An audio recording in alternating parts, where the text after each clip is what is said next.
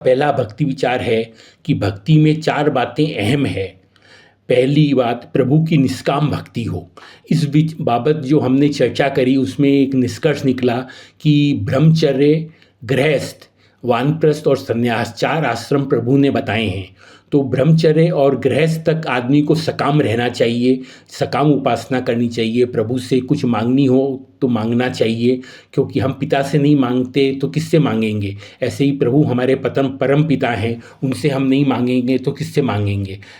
तो एक सकाम उपासना शास्त्रों में भी वर्जित नहीं है, शास्त्रों में भी उसको उत्साह से उसका वर्णन मिलेगा आपको कि ऐसा चाहिए तो ये करिए, ऐसा चाहिए तो ये करिए। तो ऐसी सकाम भक्ति हम कर सकते हैं और प्रभु ने सकाम भक्तों को बहुत आदर दिया है। ऐसा नहीं है कि प्रभु ने कहा है कि ये ऐसी भक्ति मैं पसंद नहीं करता। प्रभु ने सकाम भक्तों को भी, जिनको ज़रूरत है और प्रभु की भक्ति करते हैं, उनको भी बहुत आदर से स्थान दिया है। पर एक अवस्था के बाद 50 वर्ष की जो प्राप्ति हो जाती है, हम वानप्रस्थ में प्रवेश कर जाते हैं, तो हमें पूर्ण निष्काम हो जाना चाहिए। फिर हमें प्रभु से नहीं, प्रभु ही चाहिए, ऐसा हमारा भाव हो जाना चाहिए कि हमें प्रभु से नहीं चाहिए, प्रभु ही चाहिए। फिर ऐसा नहीं है कि प्रभु अपना पल्ला झाड़ लेंगे, कि प्रभु हमें कुछ नहीं देंगे या हमारी ज़रूरत की पूर्ति नहीं करेंगे। योगक्षेम तो वे उठाएंगे ही। निष्काम भक्त की तो योगक्षेम प्रभु बहुत अच्छी तरह से उठाते हैं, और इतनी अच्छी तरह से उठाते हैं जिसका हम वर्णन भी नहीं कर सकते। शास्त्र भक्तमाल जी की जो चरित्र है वो इससे भरे पड़े हैं कि प्रभु ने योगक्षेम का कैसे कैसे निर्वाह किया है। योगक्षेम में दो शब्द है, योग और क्षेम। प्रभु कहते हैं कि जो मेरी निष्काम भक्ति करता है, मेरी शरण में रहता है, उसको जब जिस चीज़ की प्राप्त कराने की ज़रूरत होती है, अप्राप्त की प्राप्ति मैं करवाता हूँ, और जो उसको प्राप्त है उसकी रक्षा मैं करता हूँ। तो योग का अर्थ है अप्राप्त की प्राप्ति कराना, क्षेम का अर्थ है जो है उसकी रक्षा करना। ये दोनों दायित्व प्रभु उठाते हैं। दूसरी बात भक्ति में जो अहम है कि सच्चा प्रेम प्रभु से ही हो। आज हमारा जो प्रेम है वो बटा हुआ है। हम परिवार से, धन संपत्ति से, बैंक बैलेंस से, गाड़ी से, बंगला से प्रेम करते हैं। प्रभु सुंदरकांड जी में एक चौपाई में कहते हैं कि सब तरफ से प्रेम की ममता को जो बटोर कर और उसको प्रभु के चरणों में बांध देने से प्रभु उसको वैसा प्यार करते हैं, प्रेम करते हैं, जैसे एक लोभी धन को प्रेम करता है। तो हमारा प्रेम सब तरफ बटा हुआ है, उसे हमें समेट कर, और सच्चा प्रेम हमें केवल और केवल प्रभु से करना चाहिए। तीसरी बात जो आई वो ये कि पूर्ण आत्मनिवेदन प्रभु से होना चाहिए।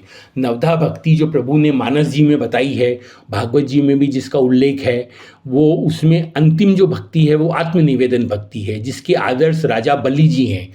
जब प्रभु ने वामन अवतार में राजा बलि जी से 2-3 पग भूमि मांगी तो वामन रूप में भगवान आए थे। फिर भगवान ने विराट रूप लिया, एक पग से ऊपर के लोग माप लिए, एक पग से नीचे के लोग माप लिए, और तीसरा पग रखने के लिए प्रभु को जगह नहीं मिली।